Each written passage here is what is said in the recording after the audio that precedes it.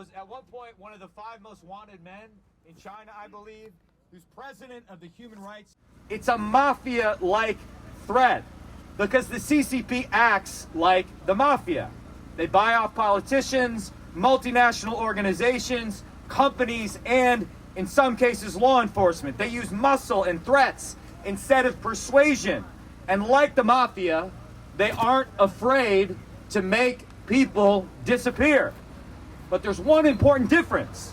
Unlike the mafia, the CCP has a much more powerful arsenal at their disposal to back up their strong-arm intimidation tactics, advanced technology, weaponry, artificial intelligence. They're using a terrifying version of Orwellian techno-totalitarian surveillance to inflict total totalitarian control on the Uyghurs in the Xinjiang region, on Tibetans, and during the zero COVID lockdowns on citizens throughout China. Now, they want to export that repression around the world. And the only thing standing in their way is our will to defend our values. We must stand up, push back, and protect our citizens and the many reformers, freedom fighters, and asylum seekers, many of whom I see here today, who've taken refuge here in the United States. In this land of free and brave, we are here because we believe in freedom and we will fight for freedom.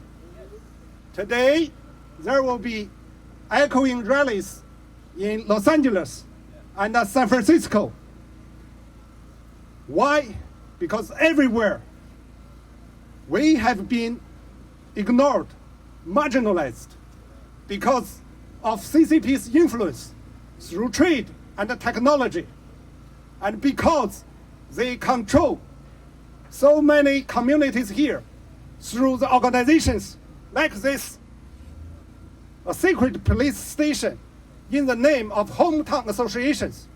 Such organizations must be disbanded. They cannot allow to exist in this country. We're sending a powerful message that the defense of human rights from the abuses of the CCP is not a Democratic value or a Republican value, it's an American value. Yes!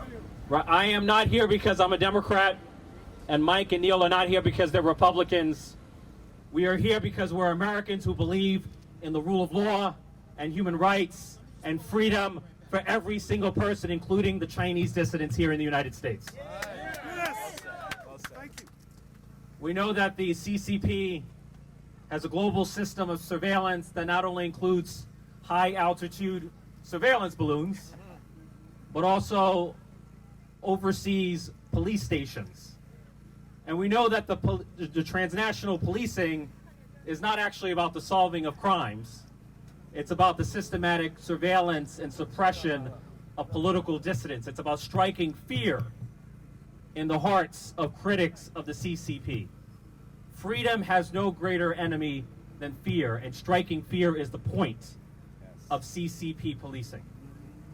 And so we have a moral obligation to stand with you. Wasn't a quick enough response, but it was not intended to slam them. It was more to understand